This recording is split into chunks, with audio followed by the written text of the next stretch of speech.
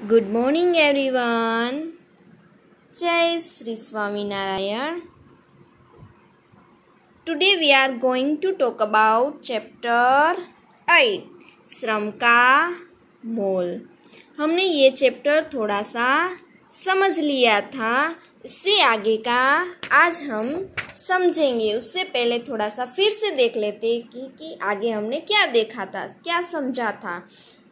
इस चैप्टर में बताया है कि एक राजा थे जो सबको बहुत दान दिया करते थे, और एक विद्वान व्यक्ति थे जिन्हें दान लेना पसंद नहीं था। ये है विद्वान व्यक्ति। लेकिन उनकी जो पत्नी है वो बार बार उससे कहती थी कि आप राजा के पास से दान लेकर आइए, और उससे हमेशा ये चिंता लगी रहती थी कि मेरे पति अगर बीमार हो जाएंगे तो घर की ज़रूरतें कैसे पूरी होगी। और एक दिन उस विद्वान की पत्नी ने उससे कहा कि आप जाओ राजा के पास से धन लेकर आओ, लेकिन आप क्यों नहीं लेकर आते हैं।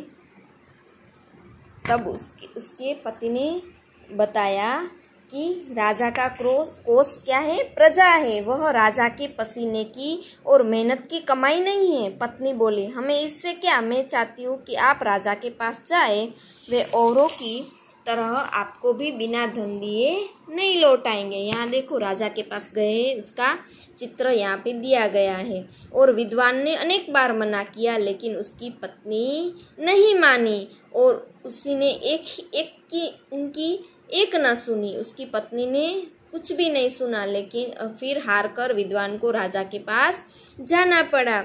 और एक दिन वो जब राजा के पास गए विद्वान, तब राजा शिकार पर निकल गए थे, इसलिए विद्वान खाली हाथ लौट आया। और अगले दिन पत्नी के कहने पर ये विद्वान फिर से राजमहल में आया। तब भी राजा कहाँ गए थे, शिकार करने गए थे, और शिकार से अभी तक लौटे नहीं थे, इसलिए वे फिर वापस जाने लगे। तभी सामने से राजा आते दिखाई देते हैं ना।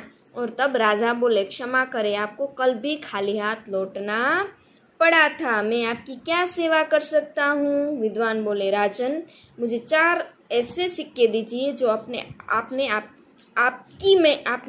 अपनी मेहनत से, मतलब कि खुद से कमाए हो। राजा सोच में पड़ गए, मेरे कोष में तो धन अपार है, मतलब कि उसके पास धन की कोई आवश्यकता नहीं है कि उसको कमाना पड़े, इतना धन है, लेकिन खुद से कमाया हुआ नहीं है। राजा हाथ जोड़कर बोले, मुझे 2 दिन का समय दे, मैं आपको अपनी मेहनत से कमाए सिक्के ही दूंगा। इससे आगे देख लेते क्या होता है। विद्वान के जाने के बाद राजा धोती कुर्ता पहनकर महल से बाहर जाने लगे।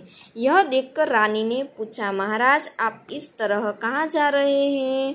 राजा ने रानी को सारी बातें बता दी। रानी बोली, ठहरिए महाराज, मैं अभी आती हूँ। वह भी महंगे वस्त्र और आभूषण उतारकर साधारण सूती वस्त्र पहनकर आई। रानी को इस रूप में देखकर राजा हैरान रह गए।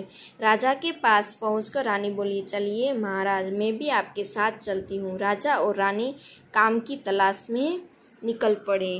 कहाँ गए, काम की तलाश में। वे दोनों मजदूरों की बस्ती में पहुँचे। कहाँ पहुँचे, जहाँ लोग मजदूरी करते हैं, वहाँ वो लोग पहुँचे। वहाँ कई आदमी और औरतें काम की तलाश में घरों से निकलते दिखाई दिए। रानी ने एक औरत से पूछा, क्या हमें भी काम मिल सकता है। उसने कहा, क्यों नहीं, मेरे पीछे पीछे चले आओ। एक औरत ने कहा कि हाँ मिल सकता है, मेरे पीछे पीछे आइए।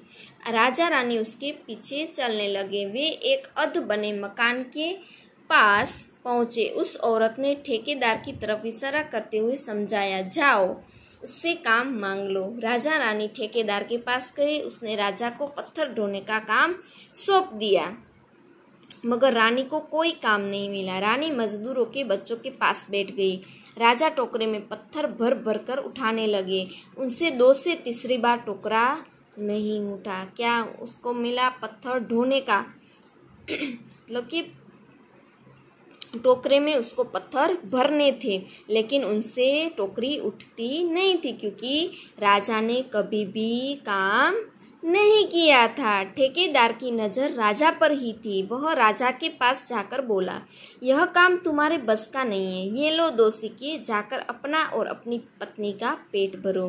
राजा शर्मिंदा होकर चुपचाप 2 सिक्के लेकर रानी के साथ आगे चल गए, क्योंकि राजा से क्या नहीं हुआ, राजा से काम नहीं हुआ। क्यों नहीं हुआ? क्योंकि उसने कभी भी काम नहीं किया था, है ना। जो भी कभी भी काम नहीं करते हैं, वो कोई एक दिन करता है तो वो पूरा थक जाता है और उससे अच्छा नहीं होता है।